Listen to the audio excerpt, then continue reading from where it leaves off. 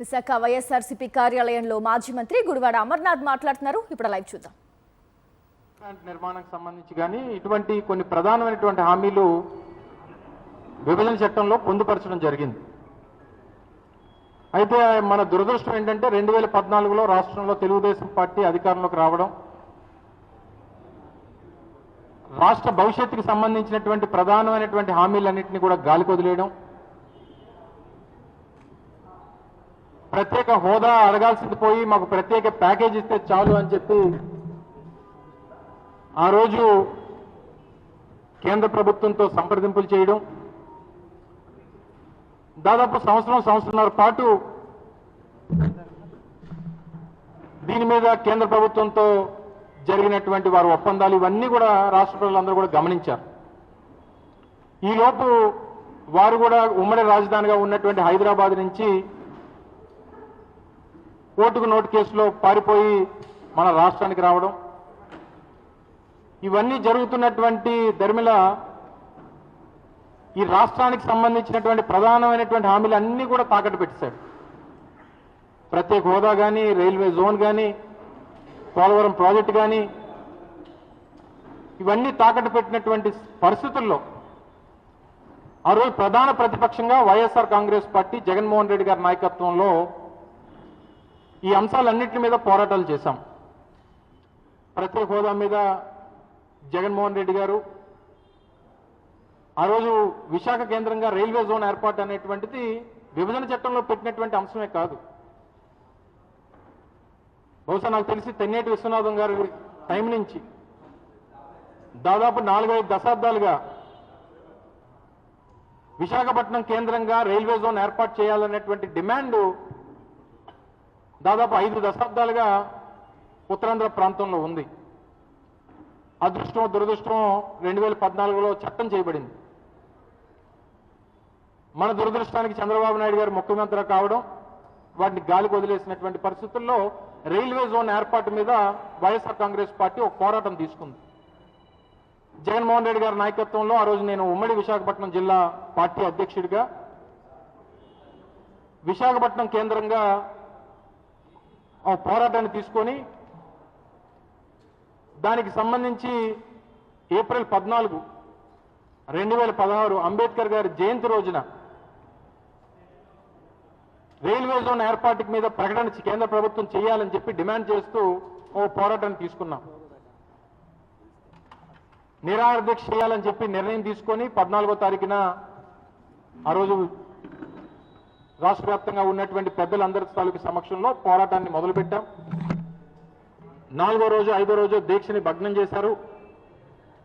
మరుసటి రోజు పార్టీ అధ్యక్షులు జగన్మోహన్ రెడ్డి గారు విశాఖపట్నం విచ్చేసి అందరం కలిసి పోరాటం చేద్దామని చెప్పి ఆ రోజు దీక్షని విరమణ చేయడం జరిగింది. సో ఇటువంటి పరిస్థితుల్లో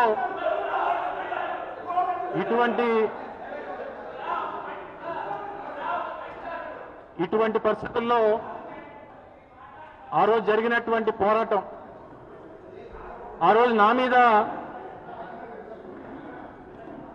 అప్పుడున్నటువంటి తెలుగుదేశం పార్టీ ప్రభుత్వం అక్రమంగా కేసు పెట్టినటువంటి పరిస్థితులు కూడా మీ అందరికీ తెలుసు. నుంచి భీముల వరకు పాదయాత్ర చేశాం. 11 రోజుల పాటు పాదయాత్ర నిర్వహించాం. ప్రజల్లో చైతన్యాన్ని తీసుకుని వచ్చాం. కేంద్ర ప్రభుత్వం మీద ఒత్తిడి తీసుకుని వచ్చాం. 2019 ఎన్నికల ముందు ప్రధానిగా ఉన్నటువంటి నరేంద్ర మోడీ గారు విశాఖపట్నం వచ్చినప్పుడు విశాఖపట్నం కేంద్రంగా రైల్వే జోన్ ఏర్పాటు చేస్తున్నామని చెప్పి ప్రకటించడం జరిగింది. రైల్వే జోన్ విశాఖపట్నం కేంద్రంగా ఏర్పాటు అయ్యేటువంటి దాంట్లో పూర్తి దానికి కావాల్సినటువంటి పోరాటం కానీ, ఈ ప్రాంతంలో రైల్వే జోన్ ఏర్పాటుకు సంబంధించినటువంటి ఆ ప్రకటన కానీ, దానికి కేవలం వైఎస్ఆర్ కాంగ్రెస్ పార్టీ పోరాట ఫలితం మాత్రమే అనేటువంటి విషయాన్ని ఈ సందర్భంగా మీ ద్వారా ప్రజలందరికీ తెలియజేస్తా ఉన్నాం. 2019లో మేము అధికారంలోకి వచ్చాం. దానికి సంబంధించి ప్రక్రియ మొదలైంది. 2020లో కోవిడ్ రావడం 2 సంవత్సరాల పాటు ఆలస్యం కావడం, కేంద్ర ప్రభుత్వం నుంచి భూమి కేటాయించాలని చెప్పి మమ్మల్ని కోరడం, 2024 జనవరి మాసంలో ఇక్కడ మన ముడసల్లో దారపాలెం దగ్గర సౌత్ కోస్ట్ రైల్వే ఏదైతే నూతన జోన్ ఏర్పాటు అవుతా ఉందో దానికి సంబంధించినటువంటి భూ కేటాయింపులు కూడా 2024 జనవరి మాసంలో చేయడం జరిగింది. అయితే ఎక్కడ మాకు పేరు వస్తుందని, మా ప్రభుత్వానికి పేరు వస్తుందని చెప్పి అప్పటికే భారతీయ జనతా పార్టీ తెలుగుదేశం పార్టీతోనో లేదా మిగిలినటువంటి రాజకీయ పార్టీతో కలిసి పోటీ చేయాలని చెప్పి నిర్ణయం తీసుకున్నటువంటి పరిస్థితుల్లో ఆ శంకుస్థాపన కార్యక్రమాన్ని ఆలస్యం చేశారు. వారు ప్రభుత్వం వచ్చిన తర్వాత చేసుకున్నారు. అయితే ఇప్పుడున్నటువంటి చేతకాని ప్రభుత్వం ఈరోజు కేంద్రంలో వారు భాగస్వాములై ఉన్నారు. వీరు ఏం అడిగితే అది చేయడానికి సిద్ధంగా ఉన్నారు. అయినప్పటికీ వాల్టేర్ డివిజన్ అనేటువంటిది హైయెస్ట్ గూడ్స్ రెవెన్యూ జనరేట్ చేసేటువంటి డివిజన్ దేశంలో.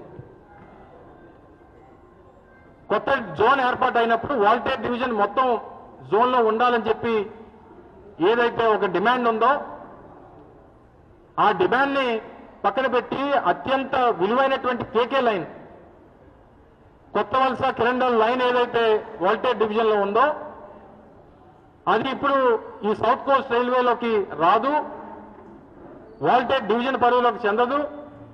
నూతనంగా ఈస్ట్ కోస్ట్ రైల్వేలో ఏర్పాటు చేసినటువంటి రాయగడ డివిజన్లోకి కేకే లైన్ ని పెడుతున్నామని చెప్పి కేంద్రం ప్రకటన చేసింది. మరి ఇప్పుడున్నటువంటి ప్రభుత్వం, ఈ చేతకాని ప్రభుత్వం, ఇక్కడ ఉన్నటువంటి చేతకాని ప్రజాప్రతినిధులు, ఇక్కడ ఉన్నటువంటి చేతకాని మంత్రులు ఏం చేస్తా ఉన్నారు? ఉత్తరాంధ్ర ప్రాంతం నుంచి కేంద్రంలో మంత్రిగా ఉన్నటువంటి వ్యక్తి, ఈ ప్రాంతం నుంచి ప్రాతినిధ్యం వహిస్తున్నటువంటి 4 పార్లమెంట్ సభ్యులు, కేంద్రంలో భాగస్వాములై ఉన్నటువంటి ఇక్కడ ఉన్నటువంటి రాజకీయ పార్టీలు ఎందుకు కేంద్ర ప్రభుత్వాన్ని ఒప్పించలేకపోతా ఉన్నాయి? ఎందుకు గట్టిగా అడగలేకపోతా ఉన్నాయి? ఎందుకు కేకే లైన్ విశాఖపట్నం డివిజన్లో ఉండాలని చెప్పి డిమాండ్ చేయలేకపోతా ఉన్నాయి? మీకున్నటువంటి లొసుగులేంటి? చంద్రబాబు నాయుడు గారికి కావాలంటే మాత్రం అమరావతి మీద బిల్లు పెట్టాలంటే మాత్రం, అమరావతి రాజధాని అని చెప్పి దాని మీద గెజిట్ కావాలంటే మాత్రం, దాని మీద చట్టం చేయాలంటే మాత్రం మీరు అందరి కాళ్ళు పట్టుకుంటారు. ఎందుకంటే అది మీ real estate project. Chandrababu Naidu గారికి కాసులు కురిపించేటువంటి ఒక నగరం అది. కానీ ఉత్తరాంధ్ర ప్రాంతంలో జోన్ ఏర్పాటుకు సంబంధించినటువంటి ఉండాల్సినటువంటి లైన్లు, మేజర్ రెవెన్యూ జనరేట్ చేసేటువంటి కేకే లైన్ వాల్టేర్ డివిజన్ లో ఉండాలి, సౌత్ కోస్ట్ రైల్వేలో ఉండాలని చెప్పి మాత్రం డిమాండ్ చేయరు. మీకు అవకాశం ఉన్నా స్టీల్ ప్లాంట్ ప్రైవేటైజేషన్ మీద దానికి వ్యతిరేకంగా స్టేట్మెంట్ ఇప్పించండి. వేలాది మంది ఉద్యోగాలు పోతా ఉన్నాయి. మీరు అధికారంలోకి వచ్చినటువంటి 20 మాసాల్లో 10,000 మంది స్టీల్ ప్లాంట్ ఉద్యోగస్తులు నిరుద్యోగులు అయిపోయినారు.